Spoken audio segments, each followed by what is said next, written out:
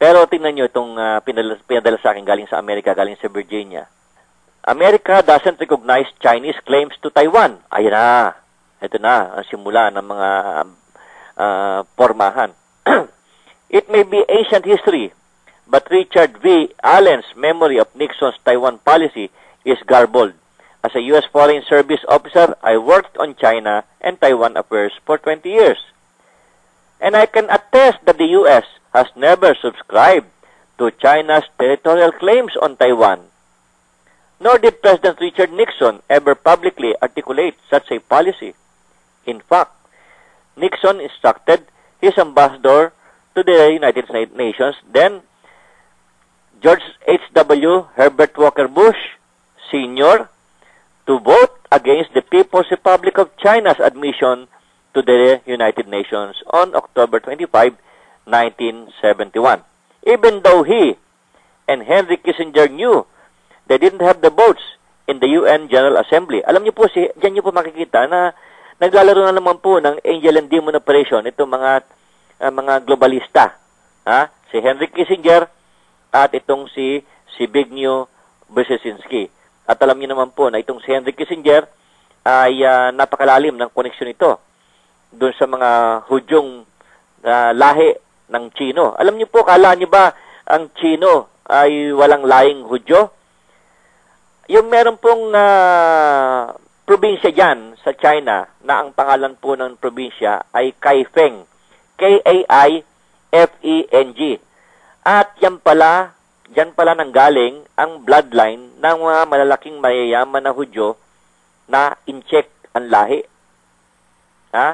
Lalong-lalo na yung bloodline ng tinatawag na mga Mongols and Khazars. Meron pala dyan. Kaya pala maraming yumaman na mga in-check na yung pala ay may lahing Hudyo na kapareho ni Ran Vansyo.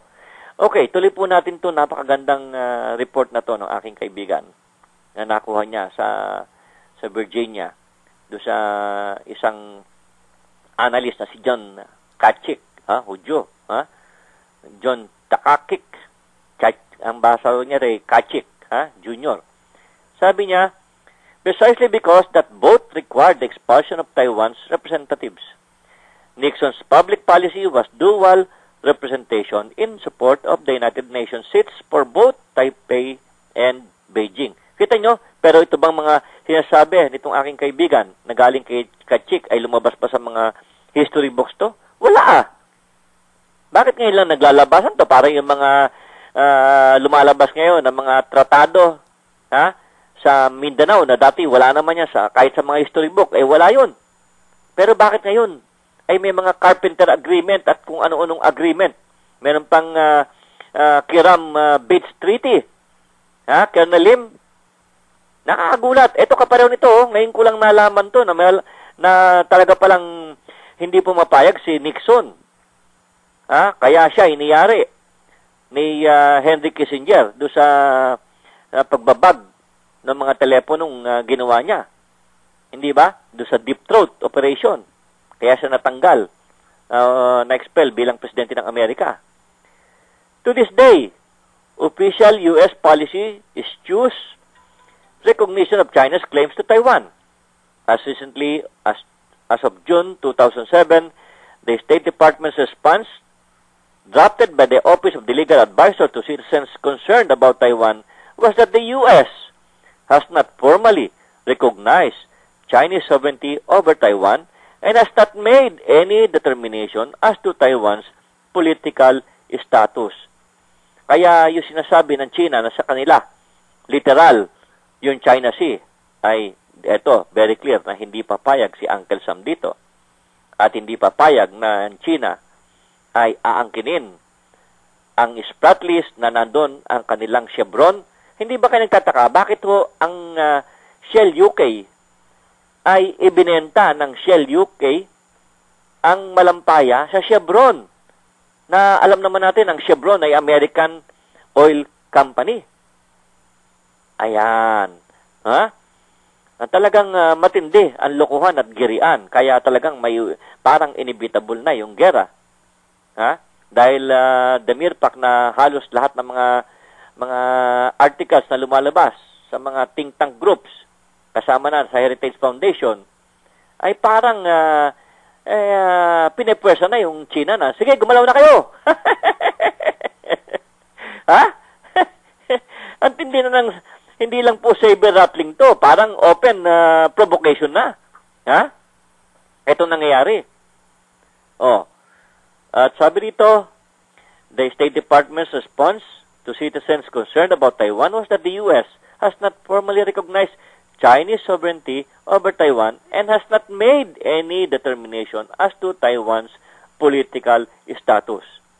In 2007, the U.S. became alarmed that the UN Secretariat had issued documents asserting that the UN considered Taiwan for all purposes to be an integral part of the People's Republic of China.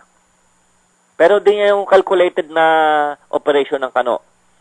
Silang pumapayag nung panahon ni George Bush Sr. ng One China policy.